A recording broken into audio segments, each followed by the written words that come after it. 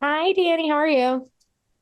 I'm doing good today. I'm heavily caffeinated. So, I got caffeine. I'm not currently in the hot, hot sun. no, I'm not currently in the hot, hot sun. Several of us have gotten way too hot. I don't know if you saw my Comic-Con debacle where I had to get an IV. Yeah. Yeah, I only had two drinks, not of water. That would be insane. I only had two drinks of alcohol, but I had done like 20,000 steps in the sun and And it's that's not hot. great. Yeah. And picketing and like it's just so it all added up to me. And I'm not the only one. There have been a couple of other people that have accidentally gotten like heat stroke. So please be careful, Oof. folks out there. Yeah. And so But right now I'm full. That's not good. Everyone's like, stop drinking caffeine. I have this massive, I'm drinking just water drank as all of that. well. Yes. Electrolytes and caffeine. What I'm saying is I'm good. You asked me how I am. I'm doing good today. Well, and so we're having a conversation because we wanted to talk about the strike because obviously right now both SAG and SAG-AFTRA and the WGA has been striking for months. SAG-AFTRA Mhm. joined in July. Um, for you, you're a member of both unions. You got to see what it was like when things kind of kept going after the WGA went on strike and then really fully took a stop with SAG. How has it been to see kind of both of these unions coming together and striking at the same time and stopping Hollywood kind of in a standstill right now?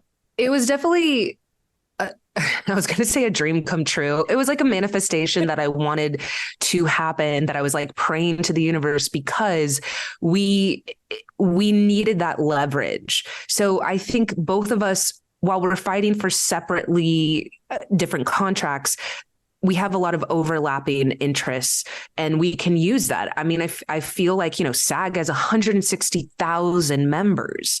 So Mm-hmm. to me, it would be wild if we didn't strike and we had taken a horrible contract that was not protective of us and was not making our career sustainable. Not only are we fighting for us, but we're fighting for all the future writers and actors that are trying to come up. So having us together, it felt like the boost that we needed. I remember the day that SAG went on strike, one of my friends was like, "Hey, like sending you love, thinking of you." And I was like, "Thanks, we're great." I was like, "We got 160,000 reinforcements, to boost morale, to help us too, because our pickets were getting a little, as it gets hotter, and people are rightfully so like taking days off as they need to, as I definitely needed to. I was going so hard every single day and like wearing the strike fits. I got really like, we were trying to make it You did get fun. really into those, and it was fun to watch. Yeah, the strike fits. I was like featured on the different like strike, for my looks and that we're trying to keep it fun because hello, we're all out of work. We're not getting a paycheck. Already we're starting at a deficit going into this. And so the pride picket that we had was one of the most fun pickets. I was like dancing, I was hanging out with my queer community. And what I'm saying is we're trying to find elements of joy during this marathon, which is so necessary. So I think to folks, if they see us and it's like, oh, they're having fun, we're trying to that has always been something that I feel my community has done in times of crisis: dance, Mm-hmm. sing, get together, be in commune, to hold on to each other, to have hope in times of crisis. So, but it was funny. Rob Foreman, who is a strike captain over at Universal, amazing, has been doing a lot of great like TikToks and informative stuff. Said, "Do you have strike depression?" Like made a TikTok about it, and we're all like, yes. We Yes. do. It's hitting, but that's another reason why having like a bake off, having like a chili cook off, having our like Latina, dancing, whatever one is so important to remember, like, hey, you're not alone. Mm-hmm. Cause that's the scariest part is like, I'm out of work. I'm not getting a paycheck. I lost my health insurance. I'm really struggling, but I'm not alone.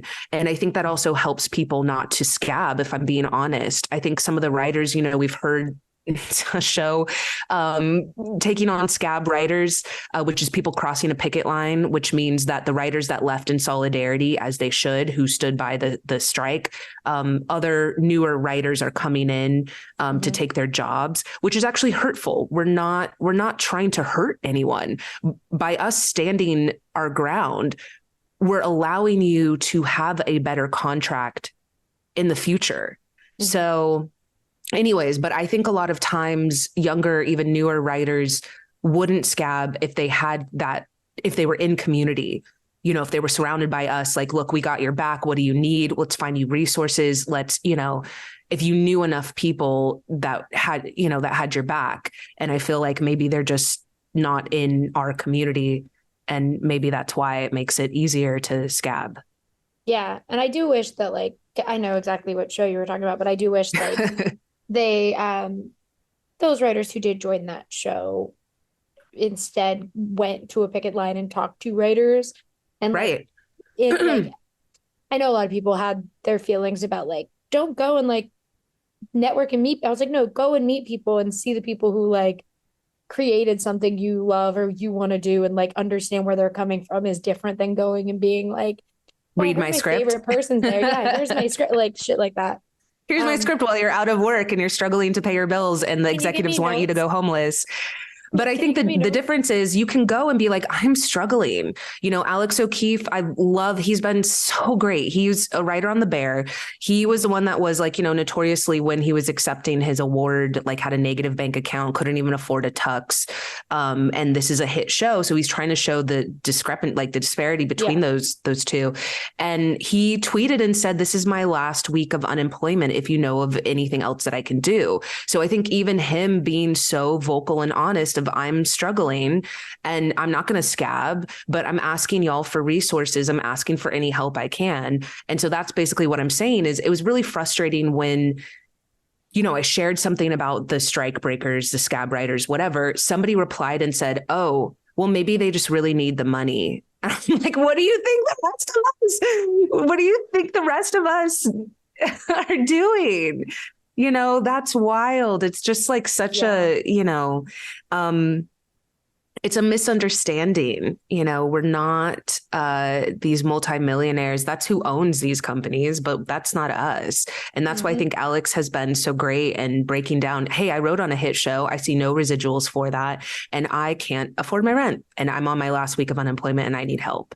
So there's so many just like him, so many people that have been sharing that story. And basically, I think if the strike breakers knew that, they would be standing on the line with us, I guess.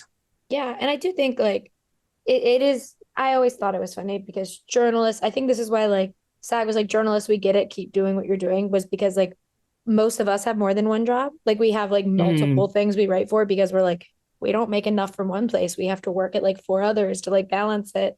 And I do like the moments when like or like when the studios are like, oh, we're just gonna like wait until they're homeless, and it's like, you think they have one job, like that, like you think they have homes, like, yeah, you think they have homes, and then the rest of them are like, you think we have one job, like we were working like 12 jobs prior to this strike, now we have 11 jobs, but we like there's still that like power of like, we're showing you how bad it is by just failing.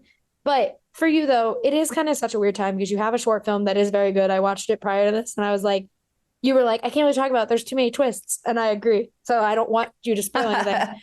But how is that for you as someone who wrote and starred in your own thing, not being it, like you're allowed to talk about it, but not like having the big promo tour, having all this stuff that you could have had before this? Yeah, I don't know. It's wild. It came out of even before the strike that we were making this. It's a complete indie, like a legit, we financed it ourselves. We, all of my actor friends did it for free. The crew we paid, out of pocket. And so it was not attached to a studio. And I was like, I'm absolutely going to like, promo this at film festivals and whatnot. And, I don't know. I think it was kind of just me taking my career into my own hands. I have a pretty stacked writing resume. I felt like, and acting, I've definitely acted in several different things, but it was just like, I have the capability to write my own vehicles, which I've been doing. And so it kind of just came from that. And I also love horror shorts. Mm-hmm. So Lights Out, right? Lights Out was originally a short that was less than 3 minutes. And same with Smile. I think Smile was 7 minutes, but basically I always teach my mentees like a 3 minute short, mine's 10, but like a 3 minute short film can change your life. Don't wait for a studio to give you permission. Get your friends together. You know, I've seen so many that are shot on iPhones, but even your friend that is trying to increase, who is a director or a DP that wants more to their reel, you know, you all coming together to do something for free so that each of you can use it in your reels for your respective websites or whatever. But yeah, don't wait for a studio to give you permission. Just do it. And that's what I did. And then it got into La Leaf. It got into Essence Fest. We were just at Me Show.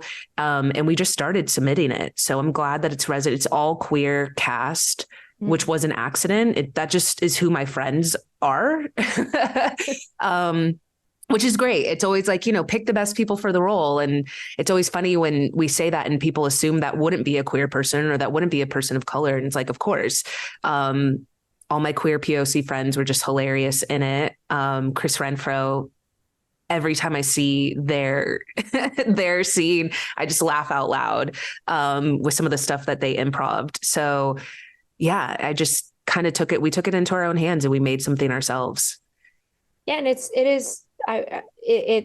inspiring because it's like as someone who like I write my own things and I want to star in them someday, I don't want to direct myself. It's like that's too much for me. And to see you do that same thing, I was like, oh, it's cool. It is something that like you can do. It's attainable and you can make it something as good as In the Static is, because it is just kind of like I don't want to spoil anything, but it is just like to see a vision come together that completely within 10 minutes is really cool. Yeah, it's also kind of hard to do. You know, the script was longer, but I heard, you know, for film festivals specifically, like the shorter, the better, because then they can stack it in their program. So I was like, let me see, you know, I love brevity. It came from sketch, you know, they teach you to get in and out to get to the game like really quickly. And so this basically, the story came from my grandparents leaving me a voicemail that kept going. And I was like, should I keep listening to this? What are they going to say about me? Literally your nightmare, right? Yeah. If you're in the bathroom at work and then you hear people come in and they're talking about you. And so I feel every millennial and Gen Z person has this, like, are people talking about me when I'm not around, especially coworkers? And so that's where this came from. And I wanted to take it to the most heightened version of that anxiety. And so it deals with gaslighting, which is something I dealt with heavily, both in the workplace and in Hollywood.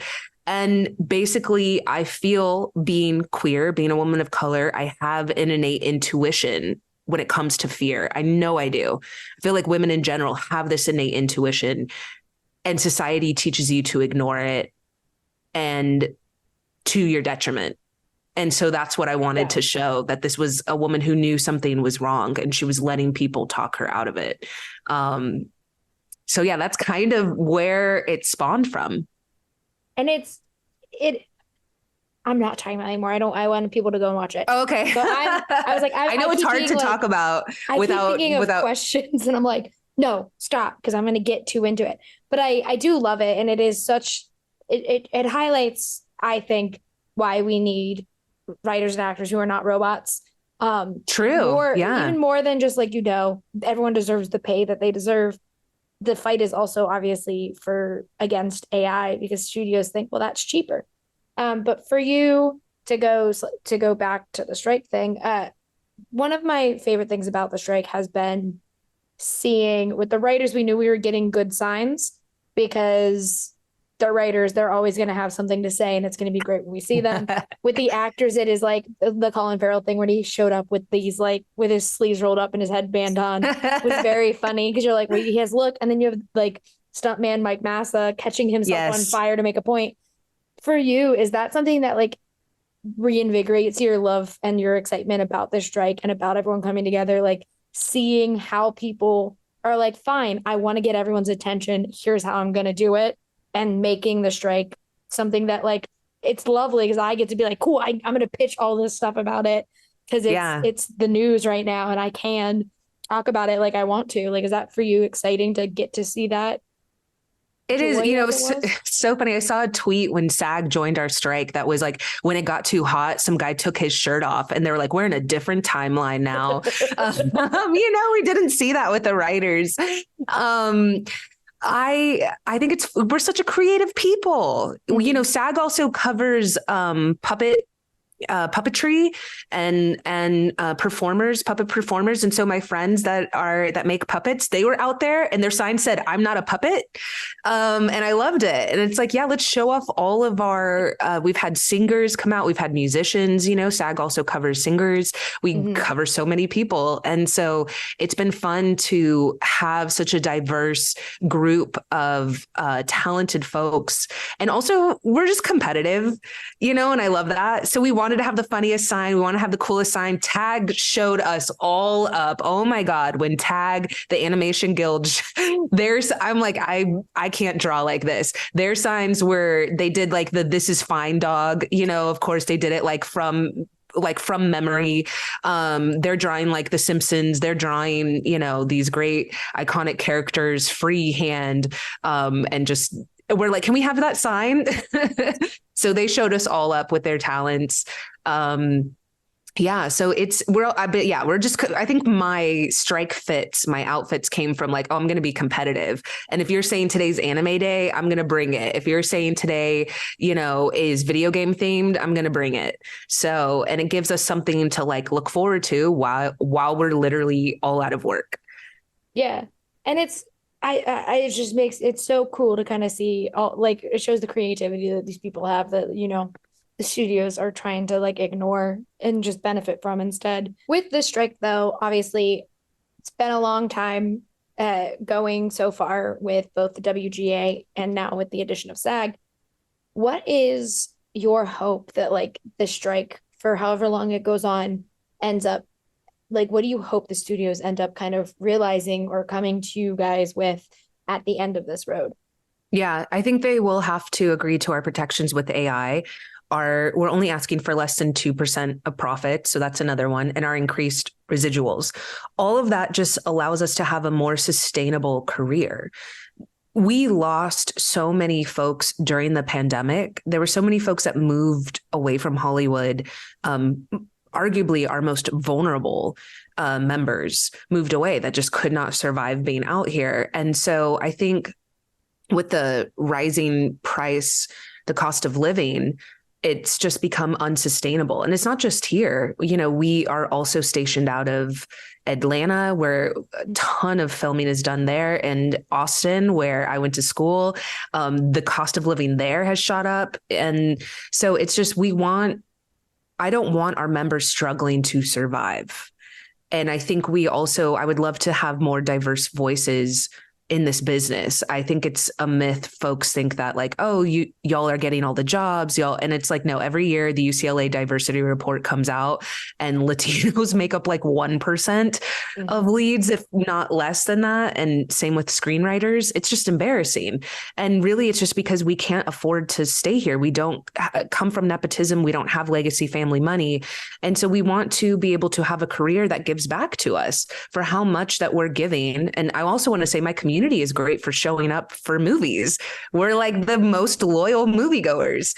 And I think studios bank on that, but they're not willing to nurture and sustain Latino voices and also diverse voices. And so, yes, I would love for more sustainability it should not be a rich person's game. It's really fascinating when I've talked about the strike and folks are like, well, don't be a writer and then complain about how much they pay you. And I'm like, so you're saying only rich people should pursue the arts? Because that's how it's set up. So we're trying to change that, because then it means that only one kind of person really gets to thrive out here. And that affects media. And we've seen that in the history of cinema. So anyways, that's what I think is going to happen. It'll allow us to nurture younger, newer, more diverse voices. It'll allow us that are already in here to actually sustain and make a livable wage, and thrive. Again, I don't just want to struggle. I want our people to actually like go on vacation, to like own a home. That sounds crazy. But maybe it'll happen one day. So those are things that, when they're making in the billions, we actually showed how much we're asking for versus how much these studios make. They make in the billions. And I remember, I think it was David Slack. David Slack is amazing. If you don't follow a writer who was posting and said it was like a visual, and it showed like what we make, which is like 0.1% or something, didn't even show up on the graph. He was like, I couldn't even get it to show up how little we make compared to how much they make. So I don't know. I think it's all reasonable. It feels reasonable, and it feels like it'll just make our industry happier, healthier, better creators. When you have a healthier creator, they're able to create more. Because I can tell you, when you're struggling to survive, it's really hard to write. I remember when I first moved here, I was scarily poor. I was working the door at the Ice House Comedy Club. I was a nanny. I was working the front desk at 24 Hour Fitness. I was also doing catering, like picking up waitress catering jobs when I could. I was like, how does anyone write? How does anyone have time to write? I just have to slide into bed and wake up and slide out of bed. Like, so anyways, I actually don't think that you should have to have 4 jobs. But we're not unfamiliar with being poor. We're not unfamiliar with crisis. And I just don't think that we should stay there. So, yeah. Yeah. And I mean, I was just nodding along the entire time because I was just like, yeah, that's correct. Shouldn't just be, the struggling. Oh, yeah, here you struggle. You're a struggling artist. It's like, no, the whole idea is you're a struggling artist until like you have reached a certain point, and then you're like, I don't have to do this anymore. I struggled to get the recognition that I rightfully deserved in my craft. And I think that is kind of where the streaming fight and everything that has kind of pushed, like, I don't know, it's like a pressure cooker. Like everything just kept pushing. And that's why like the strikes kind of burst, because it was like no one was getting residuals from streaming. I think it's the Kimiko Glenn one was the one that I was like, that show put Orange is the New Black. Netflix, that put Netflix on the map. And Kimiko Glenn is getting like $20 for the entire season. Like that's insane to me. But yeah, it's crazy. Before we wrap up, what is like for people who are going to come in the static? Yeah. What for you is the most exciting part of like people getting to see this movie and get to see your work on this level? I love having an emotional reaction. I sat next to my friend Allie Gertz, who's also a writer, animation writer, musician, and she literally scrunched up at the end. She like literally scrunched up and she was like, oh, I got chills. And I just loved seeing that reaction. I loved having an emotional, physical reaction. That to me as a creator is fun. And that is something in horror that I love. So people going into it, I think hitting on their own fears. I think having them have an emotional human reaction. Again, we're talking about like the difference with AI and the difference with robots and stuff is just like that connection. It reminds me of every time I was in a packed horror movie. One that's on the top of my head is when I was in Texas, AMC was packed to hell. We were watching Signs, and that scene where the kid's birthday party and the alien walks through, everyone remembers, and he says, "It's behind." And I was like, everyone remembers this. And you could just feel the ripple. It was like a wave. So that having that reaction is so cool. And it's like this human bonding. It's like all of us bonding together in that moment. And so that's what I want. I want more of that. And I can't wait to make like a full feature and having people laugh out loud together, having people cringe together, having people like, shrink up because they can imagine this happening to them. Like just the full range of human emotion is exciting to me. And a robot can't do that. Correct. Robot doesn't have childhood trauma. So sorry. It's almost like the studios made that Matt Smith as Skynet movie and then didn't watch it. Right. Or just any of the Terminator movies for that matter. But yeah. But yeah, thank you so much for joining me. I hope, like, I just want to keep pushing that, like, for people to join the picket lines if they can and go out there, because I think it's so important that, like, obviously back when it was just the writer's strike, it was fun to see what productions got shut down because the writers went and found them. Living in New York, it was great seeing how they kept being like, we found Daredevil, and like running to, like, where was it? Yes. Where did you see it? Kind of stuff. But I'm happy that Hollywood is now at a standstill and they're gonna have to actually come to the table and have conversations. But yeah, thank you so much for talking with me. Is there anything you want to say as like a final note to those who No, I think just like I would love to have more compassion for us. I feel like it's kind of what we said, I guess, that there's a lot of misinformation purposely. I think the studios want you to think that we're millionaires. I think there's purposely a lot of misinformation. And so, we get hit with a lot of horrible comments. I've gotten a lot of really negative, horrible comments. And I think it's just people who don't understand that we're asking for our worth and we're asking for a livable wage. And I don't think that we're asking for very much. I mean, actually, when people find out we're asking for less than 2%, they're shocked. And some people are like, why so little? I'm like, we're just trying to get the bare minimum, to be honest, for everybody. But yeah, that's it. Just more compassion. And yeah, thank you. Thank you for letting me speak about it. Yeah, of course. And if you guys want, you can follow Dani on social. She's been posting a lot of great stuff about the strike and resources, even though I saw your post like, I'm not a strike captain, stop asking me. But it's like you're providing all this great information for people, and I know people are lazy and they're like, oh well, I'm just gonna ask Dani. And you're like, no, you should ask SAG or ask right WGA. I think the one that broke me was someone wrote me like, what is a scab writer? And so I Googled, and I think they don't realize that I get hit with like 30 DMs like each time I put, like, it'll be, people asking really basic information that I feel they could Google because, hi, sorry, I'm like drained from the sun and from not getting a paycheck, from having literal no money coming in. I'm a little cranky and I'm a little drained. And so if you could Google what a scab writer is, I would appreciate it so that I'm not Google. So not Google, but follow for great. She's been doing great posts about the strike and resources and things like that. And make sure to support the strikes, because if you do, then studios will actually listen instead of, dragging it out for another 3 months. But yeah, thank you so much.